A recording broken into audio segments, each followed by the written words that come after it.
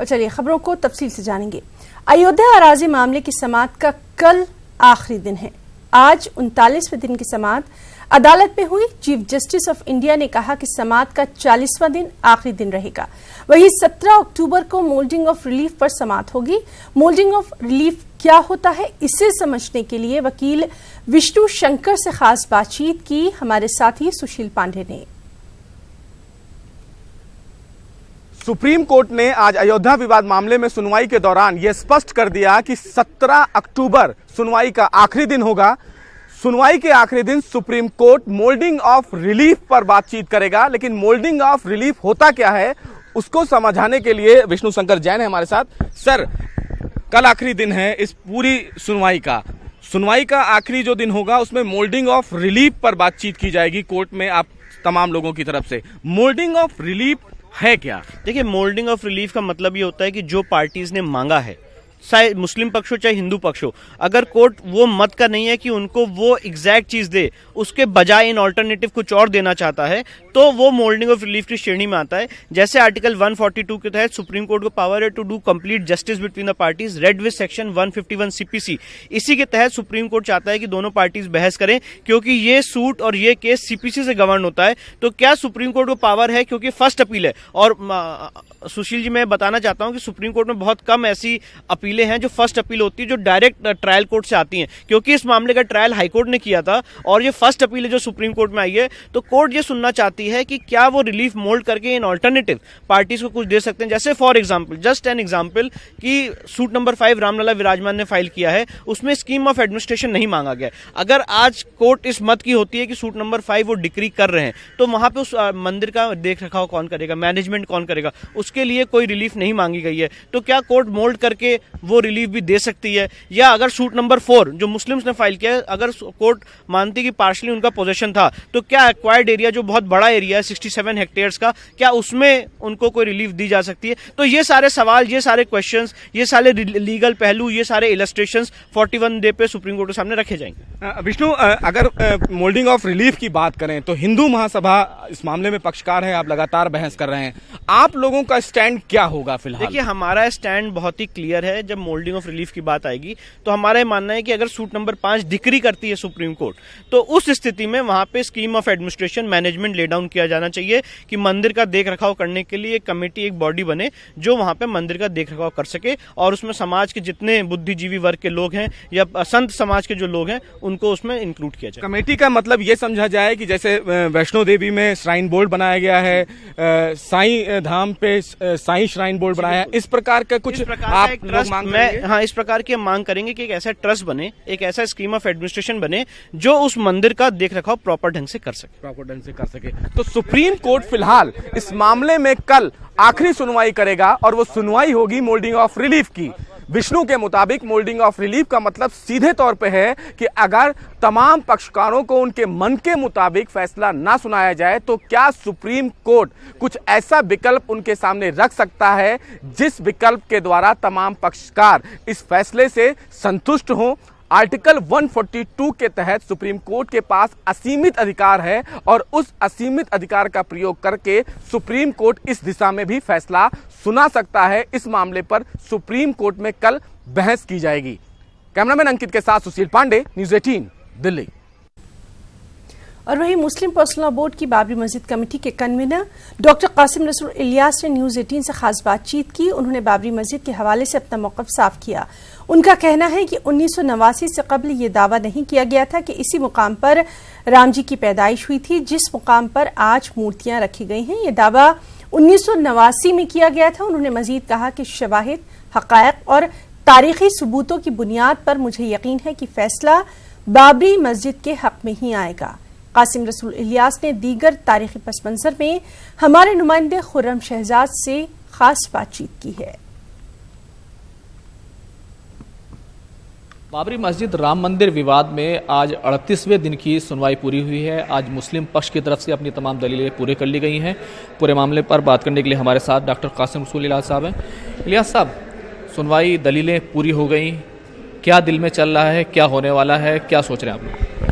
देखिए, जिस अंदाज में हमारे वकीलों ने बहस की है अदालत में, ख़ासतौर से डॉक्टर राजू धवन ने, शेखर नाफड़े ने, मीनाक्षी अरोड़ा ने 3 बहुत बुनियादी बातें थी जिसको हम लोगों ने इस बात की। पहली बात तो हमने ये कही कि कहीं से भी ये जो दावा है कि यहाँ राम प्रकट हुए या ये कि ये डीटी ही जो है वो ज़मीन है, देवता है और हमारा अक़ीदा है, पहली बात तो हमने साबित की कि 1989 से 1989 से पहले ये दावा नहीं किया गया था कि ये जगह जहाँ पर राम की मूर्तियाँ रखी हुई हैं यही ज़मीन जो है हमारा फेथ है, यहीं राम पैदा हुए थे।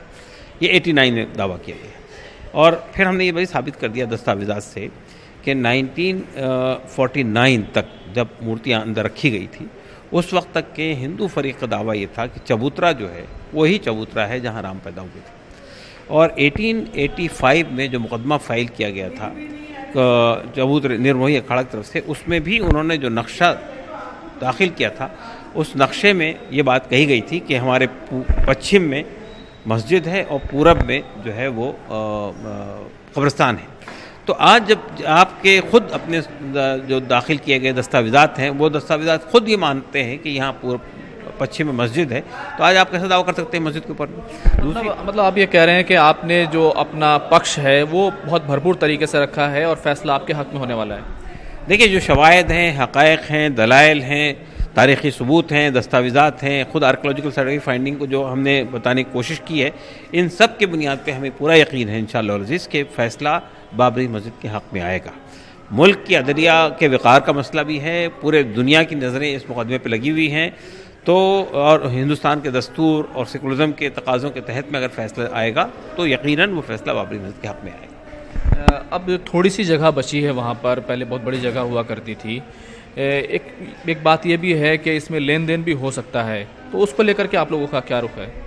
देखिए, 17 तारीख को इस बात का इम्कान है कि ये मोल्डिंग ऑफ रिलीफ पर अदालत हमसे ये सवाल करे कि भाई आप बहस हो चुकी है, अब आप किस हद तक कंसेशन दे सकते हैं। दूसरे फ्रेज से पूछा जाएगा, हमसे पूछा जाएगा। इस मामले में हमारा बहुत साफ वह है कि जो 67 एकड़ ज़मीन एक्वायर की गई है उसमें हमारी जो ज़मीन है वो तो ये बाबरी मस्जिद से मुतल्लिक़ ज़मीन है और कब्रिस्तान की ज़मीन है। बाकी वो पूरी ज़मीन वो थी जो हिंदुओं की ज़मीनें थी, जिस पर से इनके अलग अलग मंदिर थे, दूसरी चीज़ें थी, वो सब गवर्नमेंट के पोजीशन में है। तो ये रिलीफ तो उन्हें उनसे मांगना चाहिए, हमसे नहीं मांगना चाहिए सर। तो हम ज़ाहिर है कि हमारा मामला ये है कि हम ये कहेंगे कि जो हमारा टाइटल सूट है, जो हमारा जो मस्जिद की जो ज़मीन है वो हमें वापस कर दी जाए। उसके बाद बाकी ज़मीन पर आप जो करना चाहें हमें उस पर कोई इतराज़ नहीं हो सकता। तो अब इस पूरे मामले में सबकी निगाहें लगी हुई हैं, अभी दलीलें पूरी हो गई हैं, पूरे तौर पर 17 तारीख को इसकी सुनवाई पूरी होगी। लेकिन अब जो मौका आने वाला है उसमें लेन देन की बात होगी और देखना ये होगा कि किस तरफ से क्या ऑफ़र आता है और क्या चीज़ जो है कबूल की जाती है। कैमरामैन विपिन के साथ खुर्रम शहजाद, न्यूज़ 18 दिल्ली। 3 साल पहले आज ही के दिन जेएनयू के तालिब इल्म नजीब अहमद हॉस्टल से गायब हो गए थे और तब से लेकर आज तक तमाम सिक्योरिटी एजेंसियां नजीब को सिर्फ तलाश करती रह गईं। अब तक उसके बारे में कोई मालूमात हासिल नहीं हो पाई। नजीब अहमद गुमशुदगी के ताल्लुक से दिल्ली के जंतर मंतर पर बड़ा एहतजाज किया जा रहा है। इस एहतजाज में जेएनयू तालिब इल्म नजीब की वालिदा नफीस फातिमा के अलावा अहम शख्सियात भी मौजूद हैं। दिल्ली एनसीआर में एक बार फिर हवा जहरीली हो गई है। दिवाली से पहले ही दिल्ली एनसीआर में फिजाई आलूदगी की सतह में इजाफा दर्ज किया जा रहा है।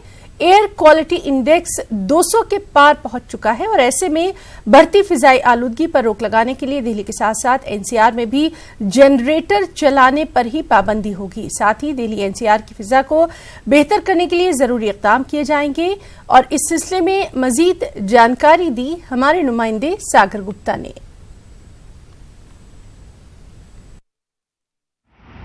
दिवाली से पहले दिल्ली एनसीआर में प्रदूषण का स्तर बढ़ गया है। PM 2.5 और PM 10 200 के पार पहुंच चुका है, जिसका मतलब है पुअर की श्रेणी में आना। पंजाब हरियाणा के राज्यों में पराली जलाने पर बैन लगा दिया गया है, पर किसान आज भी पराली जलाने पर मजबूर है। वहीं दिल्ली में प्रदूषण के बढ़ते स्तर को देखते हुए ग्रैप यानी ग्रेडेड रिस्पांस एक्शन प्लान आज से लागू कर दिया गया है, जिसका मतलब है कि आप डीजल के जनरेटर जला नहीं सकते। पार्किंग फीस बढ़ा दी गई है और लकड़ियां जलाने पर भी पाबंदी लगा दी गई है। कैमरा पर्सन अर्जुन सिंह के साथ सागर गुप्ता, न्यूज़ 18 इंडिया, दिल्ली। और इस मामले पर हमारी नुमाइंदा रचना ने दिल्ली साउथ की मेयर सुनीता से खास बातचीत की।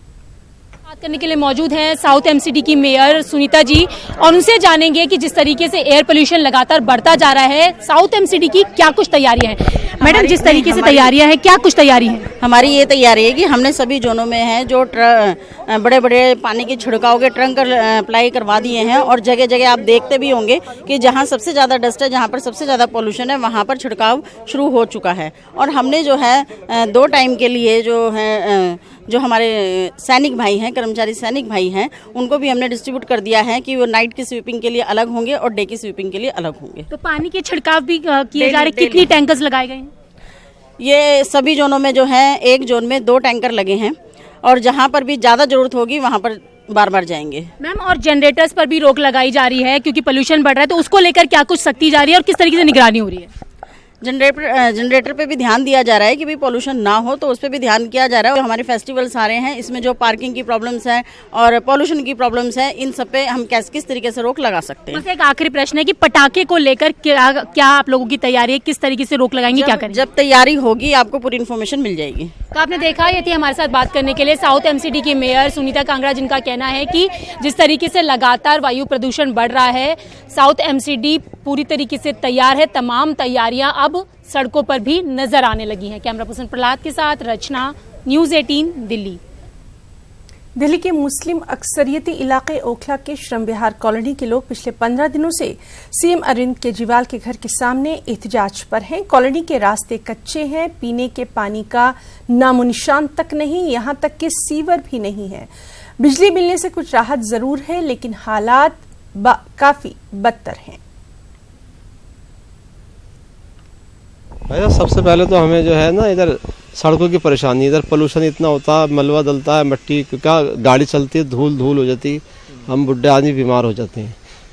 और सीवर का पानी भी नहीं देते इधर, ये लोग सबको परेशान कर रखा है। क्या ना, आम पार्टी ने हम लोगों को, हम इतने दिन धरने बैठे, हमें वहाँ पर इन लोगों ने उससे कुछ नहीं सुन रहे हम लोगों की बात। हम बहुत परेशान है इन लोगों से। के बैठे हुए थे यहाँ पे, वो करके गया वायदा कि आपकी सड़कें बनाऊंगा मैं, और पहले वो लोग खुद हमारे साथ धरने में बैठे थे, उसके यहाँ शीला दीक्षित के यहाँ। अब जब से वो खुद बने हैं तो हमारे तब कोई ध्यान नहीं दिया।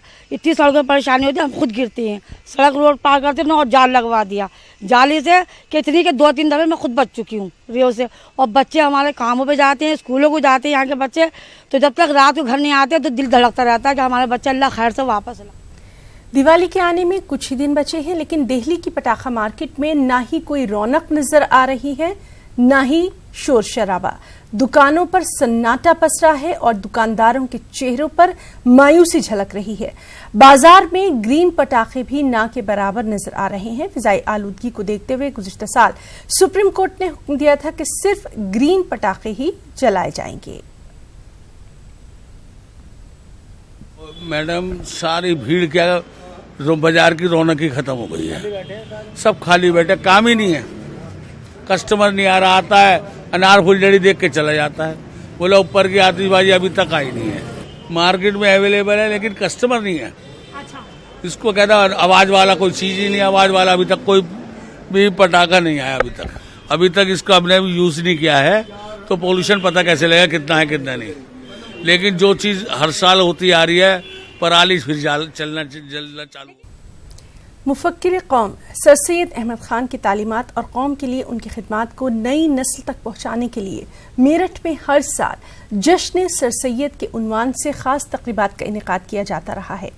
ये तकरीब मेरठ और अतराफ के मुख्तलिफ स्कूलों और कॉलेजों में मुनक़िद की जाती है। इसी सिलसिले में आज जश्न सर सैयद तकरीब के इफ्ताही जलसे का इनेकाद मेरठ के फैज़ आम इंटर कॉलेज में किया गया और इस मौके पर अलीगढ़ मुस्लिम यूनिवर्सिटी से ताल्लुक़ रखने वाली दानिश्वर शख्सियात के अलावा दीगर मुक़र्रीरीन ने सर सैयद अहमद खान की ज़िंदगी और उनकी तालीमी खिदमात से नई नस्ल को मुतारुफ करवाया। साथ ही सर सैयद के मिशन को आगे बढ़ाने के लिए ज़मीनी सतह पर काम करने की ज़रूरत की भी यहाँ बात की गई।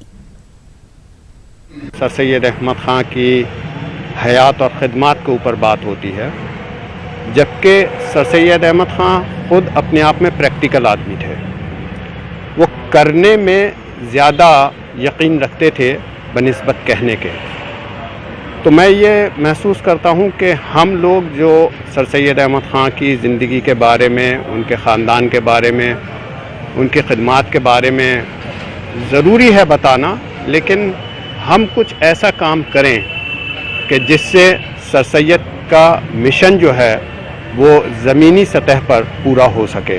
ये लोगों को एहसास दिलाना कि तालीम कितनी ज़रूरी है और इस तालीम के लिए सर सैयद साहब ने कितनी तकलीफ़ें उठाई हैं।